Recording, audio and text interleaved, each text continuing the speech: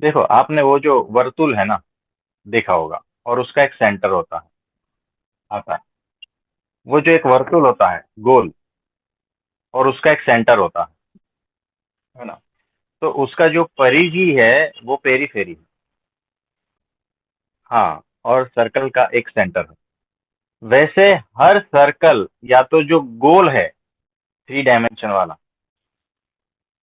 उसकी सब पेरीफेरी होती है और एक सेंटर होता है।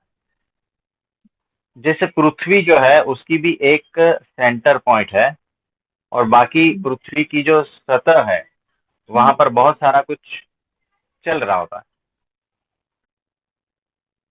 है ना। तो देखो, वो सतह जो है वहां पर वृक्ष है, नदियां है, पहाड़ है, झरना है, पशु पक्षी मनुष्य, सब कुछ है वहां पर। जी। लेकिन जैसे जैसे उस पृथ्वी के सेंटर तक पहुंचते हो, तो वहां पर ये सारी चीजें अदृश्य हो जाती है और धीरे धीरे सिर्फ एक बिंदु रह जाता है। लेकिन ये जो सतह पर जो जो चीजें हैं, उसका केंद्र तो वो पृथ्वी का केंद्र ही है। अगर वो नहीं होगा तो बाकी का कुछ नहीं होगा। वैसे ही ये जो सारा जगत आपको दिख रहा है, हम्म। यानी पृथ्वी, चंद्र, तारे, सूर्य, गैलेक्सी, ब्रह्मांड, ये सारा कुछ जो भी है, वो उसका एकमात्र सेंटर है परमात्मा। और उस परमात्मा का सेंटर, उसकी वजह से ही ये सारी पेरीफेरी जीवंत है। हाँ जी, परब्रह्म परमात्मा, जो सर्वकर्ता, सर्वहर्ता, सर्वोपरि, सदा दिव्य, सदा साकार, ये ऐसा है, और वहां से ही ये सारा कुछ फैलता है ना। जैसे एक दिया है ना, दिया, वो सेंटर जी। पकड़ लो, और कमरे में जो उसकी रोशनी फैल रही है ना, वो उसका पेरीफेरी। हाँ जी। और दूसरी बात, जिसे मैं सेंटर कहता हूँ, समझो वो आत्मज्ञान है, आत्मा। छोटे लेवल पे, छोटे स्केल पे आते हैं, हाँ। आत्मा। फिर वो जो है उसकी पेरीफेरी, मन, बुद्धि, चित्त, अहंकार, फिर ये शरीर। आप समझ रहे? ओके। जैसे ये जो हार्ट है, उसके भीतर एक छोटा सा एस ए नोड रहता है ना। तो साइनोएट्रियल नोड जो रहता है ना, उसमें से सारे स्पंदन निकलते हैं, तब हार्ट पंप होता है। उसके हम्म। बाद में वो सारा ब्लड जो है पूरे शरीर में फैलता है, और बाकी सारी शरीर की क्रियाएं उसी की वजह से होती है। तो हार्ट आप। हो गया सेंटर। हम्म। हाँ, तो इस तरह से हर एक चीज का सेंटर होता है। हाँ, वो पेरीफेरी में वो विद्यमान ही है। हाँ, प्रवेश करके रहता है, नियमन करता है। उसका स्थिति, उत्पत्ति, प्रलय जो भी है, वो सारा कुछ वही करता है। Exactly exactly। यानी वहां रहते हुए भी हर जगह पर वो है। तो वो अंतिम बिंदु है, परब्रह्म परमात्मा, और वहां से ही सारा कुछ फैलाव चल रहा है, और अंतिम तक, यहाँ तक दिखता है जो आंखों से ना, जो अनुभूति में आता है, वो अंतिम तक है। यानी वो परब्रह्म परमात्मा वहां पर भी मौजूद है, और हर कण में बस के ये जो दिख रहा है, सुनाई दे रहा है, या जो भी हो रहा है, वहां तक है। उसमें भी तो मुझे। वही व्यापक है। वही तो है, इसीलिए तो आप बोल रहे हो, हम बोल रहे हैं। Exactly exactly। तो ये क्यों होता है पता है? कि उसे पहचाना नहीं है। वो जो है ना, वो सीधा सीधा वही बह रहा है। लेकिन हम क्या करते हैं, हमारी दृष्टि सीमित हो जाती है, और हम ये समझ लेते हैं कि मैं ही हूँ। हाँ, वो जो परब्रह्म परमात्मा का जो तार आपके भीतर से जो बह रहा है ना, वो बहुत पतला है। हकीकत में वही है, लेकिन उस तार को आपने पतला बना दिया है। आपकी बहुत सारी मान्यता उस पर चढ़ गई है। आपका अहंकार चढ़ गया है, आपका बाहर का ज्ञान चढ़ गया है।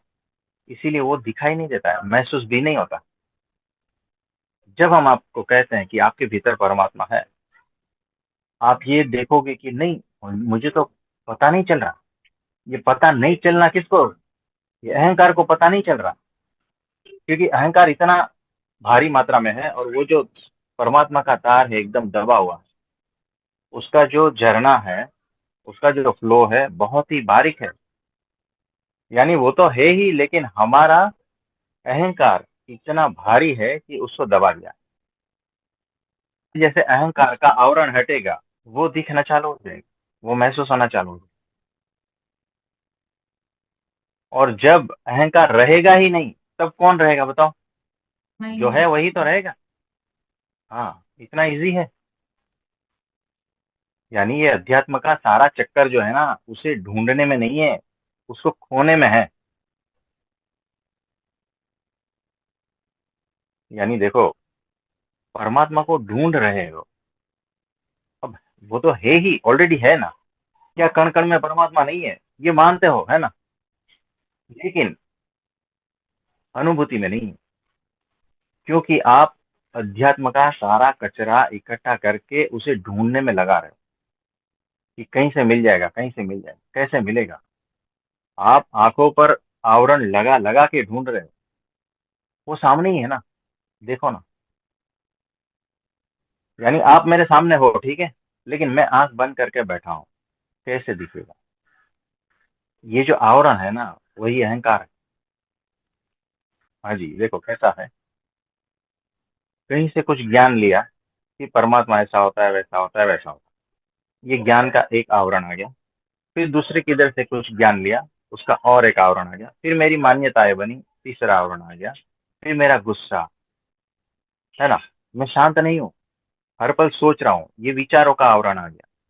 हर पल कुछ न कुछ चल रहा है, ये सारा आवरण आ गया। फिर ईर्ष्या है, मान है, कपट है, ये सारा कुछ चल रहा है। इतने आवरण के बाद में आप कैसे देख पाओगे? ये सारे आवरण हटने चाहिए, तब परमात्मा तो है ही। तो ये जो अध्यात्म में जो लोग आते हैं ना, वो इसी प्रकार की एक्सरसाइज करके आवरण बढ़ा रहे हैं, कम नहीं हो रहा है। और जो सिंपल है, गांव में रहता है, कुछ भी नहीं करता है, उसको अचानक परमात्मा की प्राप्ति हो जाती है, क्योंकि आवरण ही नहीं है। जो थोड़े बहुत थे वो ऐसे ही यूं ही चले गए। हाँ, तो जो ज्यादा ये वापरता है ना, वो बड़ा सा बड़ा आवरण होता जाता है, अहंकार बढ़ता है ना। मैं ज्ञानी, मैं इंटेलेक्ट, है ना, ये सारा कुछ। पहले तो स्टॉप एंड सी। यानी जिस आप फ्लो में बहे जा रहे हो ना, पहले शांत हो जाओ। स्टॉप। जो भी विचार चल रहे, स्टॉप। जो भाव उठ रहे हैं, जो ज्ञान चल रहा है, ये सारा कुछ स्टॉप एंड सी। हाँ, यानी पहले जिस तरह से भागे जा रहे हो ना, उसको पहले स्टॉप करो। यानी कोई आदमी जो है सुबह से शाम, सुबह से शाम, सुबह से शाम क्या कर रहा है? भागे जा रहा है ना। पहले ठहरो और फिर देखो कि क्या हो रहा है। यानी स्टॉप एंड सी में होश बढ़ता है ना। तो होश पूर्वक देखो चीजें क्या, क्या मैं इसके लिए आया हूँ? सुबह से शाम, सुबह से शाम, सुबह से शाम भाग भाग भाग भाग के लिए नहीं आया हूँ। तब जाके पता चलता है कि हकीकत में हो क्या रहा है। तो होश, होश पूर्वक जब आप होते हो, तब चीजें साफ साफ दिखाई देती है, आवरण हटने लगते हैं। कि एक बार पहले पूछो तो सही, मेरे भीतर कौन कौन सी मान्यताएं घुस गई हैं, मैंने क्या क्या मान्यताएं बना के रखी है। पहले ये तो पूछो कि मेरे भीतर गुस्सा क्यों आ रहा है। ये सोचते ही नहीं हम, है ना। तो थोड़ा रिलैक्स, स्टॉप एंड सी। तब जाके ये एक्सरसाइज करोगे डेली, तब जाके धीरे धीरे एक अलग दृष्टि आएगी। यानी हम जिस रास्ते से गुजर रहे हैं, उसमें कोई नवीनता दिखाई नहीं देती। लेकिन उस रास्ते पे कभी ठहर जाओ और देखो आसपास कि हो क्या रहा है, तब जाके कुछ अलग चीज वही रास्ते पे दिखाई देगी। जीवन भी इसी तरह से चला जा रहा है, चला जा रहा है, एंड तक पता ही नहीं चलता क्या गया। हाँ जी। तो होश, जो कुछ नहीं अलाइव है। नहीं है ना, वो बेहोश है। तो मुर्दे की भांति जीना वो सबसे बड़ा आवरण है। हाँ, ज्यादातर लोग जो है ना सिर्फ मौत का इंतजार करने में ही जीवन गुजार देते हैं। मुंह लटकाए हुए हैं, डिप्रेस है, कहीं से कोई किरण दिखाई नहीं देती है, और इसी तरह से निराश, हताश, है ना, इस तरह से लोग जिए जा रहे हैं। ये सबसे बड़ा आवरण है, क्योंकि परमात्मा तो जीवंत है। आप डेड हो, कौन से कैसे मिलन होगा बताओ। एग्जैक्टली देखो कैसा है कि जो व्यक्ति बहरा है एकदम, वो शब्दों की भाषा कैसे पकड़ पाएगा। यानी उसका वो चीज डेड है ना। तो इसीलिए वो मिलन नहीं हो पा रहा है शब्दों से। ओके। जो व्यक्ति अंधा है, तो वो दृश्य जगत को कैसे मिलन कर पाएगा। तो दृश्य से मिलन करना है तो खुली आंख चाहिए, तब वो फ्रीक्वेंसी मैच होती है ना। हाँ, जैसे जैसे आप होश में आते जाओगे, वैसे वैसे आवरण हटते जाएंगे, पहली बात। दूसरी बात, जैसे जैसे आप समझदार होते जाओगे, आवरण हटते जाएंगे। ये दो बात ध्यान पूर्वक सुनना, कि होश में आना और समझदार बनना, तो आवरण अपने आप हटते जाएंगे। देखो, कोई व्यक्ति सोया है, यानी वो बेहोश है, होश में कैसे आएगा। हाँ, तो गुरु जगाता है, शब्दों के माध्यम से जगाता है, फिर भी नहीं जागता। हाँ, देखो उस व्यक्ति जो सोया है उसको नाम से पुकारोगे तो जागेगा। अगर नाम से पुकारने के बाद भी नहीं जागता है, तो फिर उसको हिलाते हैं ना। हाँ, तो यानी उसकी बेहोशी को चोट पड़ी। तो जब भी चोट पड़ती है, या तो आवाज के माध्यम से उसको जगाते हो ना, आवाज के माध्यम से नाम देकर पुकारते हो, तो उसकी बेहोशी को चोट पड़ती है शब्दों के माध्यम से। गुरु शब्दों के माध्यम से चोट पहुंचाता है। अगर आप इतनी गहन निंद्रा में नहीं हो, तो शब्दों से जाग जाते हो, यानी गुरु की वाणी से आप उस, यानी वो होश में आ गया, समझदार बन गया। और गहरी नींद में सो रहा है, तो उसको थोड़ा झकझोरना पड़ता है ना, तब जागता है। यानी कुछ ऐसी चोटें देना पड़ता है, इससे भी नहीं जागता है और गहन ताप है, तो लकड़ी लेनी पड़ती है। अब लकड़ी या तो गुरु लेता है, या तो प्रकृति, या तो संजोग, या तो आपका लाइफ। आपके लाइफ में ऐसी ऐसी चीजें घटित होगी कि आपको झकझोर के रख देगी। देखो कैसा होता है कि परसों जब होली थी ना, तो वो जो रोड था ना, हम देख रहे थे, हम खड़े थे, और एक भाई जो है ना बहुत ज्यादा पी रखी। अब उसको जो है ना तीन चार लोग, और भी 10-15 लोग उसके पीछे थे, वो उसको उठा के लेके आते, उसको थोड़ा बहुत ये करते हैं, चोट पहुंचाते हैं, तब जाके वो थोड़ा खड़ा होता है, 4 कदम चलता है, फिर वापस ऐसा लुढ़क जाता है। फिर वापस उसको जोर जोर से हिलाते हैं, मारते हैं, तब थोड़ा 2-4 कदम खड़ा रहता है, फिर वापस लुढ़क जाता है। यानी उसको कितनी चोट पड़ती है, फिर भी बेहोश हो जाता है। यानी आप संसार में कितनी भी चोटें झेल कर आए हो, थोड़ा थोड़ा होश होश होश बढ़ता है। तो क्यों? मैं क्योंकि उसका असर है, अहंकार का असर है अभी भी। फिर उसकी वाइफ है ना, वो कहीं से पानी लाई, उसको डाला, पूरा नहला दिया, थोड़ा होश में आया वापिस।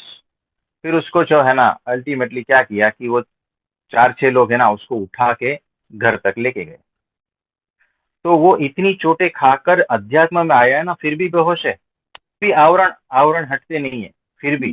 अब सोचो, यानी वो बेहोशी का स्तर कितना होगा। इसीलिए वो अध्यात्म में आने के बाद भी दुखी रहता है, और कहता है कहाँ है परमात्मा। नहीं, कुछ भी नहीं, भीतर से कोई किरण ही दिखाई नहीं देती, इतनी बेहोशी छाई।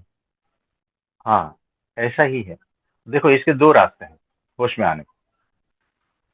बहुत चोट तो पड़ी है, अब देखो कैसा है कि प्रकृति के हिसाब से वो जो ड्रिंक किया हुआ है ना, वो जो आदमी है ना, वो प्रकृति के हवाले छोड़ देते हैं, तो नेक्स्ट डे वो अपने आप होश में आ जाएगा। तो प्रकृति के हवाले छोड़ दिया, तो उस तरह से उसका 2-5 जन्म या कभी पता नहीं, है ना। और गुरु जो है वो अपने हिसाब से उसको हर वक्त होश में रखने की कोशिश करेगा, उसके अहंकार को चोट पहुंचाएगा। तो जो है हो सकता है इसका ये जन्म या तो अगला जन्म में उसका पार हो जाएगा। तो इस अपनी नाते प्रकृति को से चेक करो कि मैं कितना बेहोश हूँ और मुझे कितनी जरूरत है। कोई कोई तो सिर्फ शब्द सुन के होश में आ जाते हैं, तुरंत उसको ये हो जाता है। कोई कोई तो सालों सत्संग सुनते हैं लेकिन वैसे के वैसे रहते हैं। चेक करो खुद कि कितना होश की जरूरत है, कितने डंडे पड़ेंगे तब होश में आओगे। चेक करो। आप कृपा सभी प्रभु का जी। बहुत बहुत नमस्कार।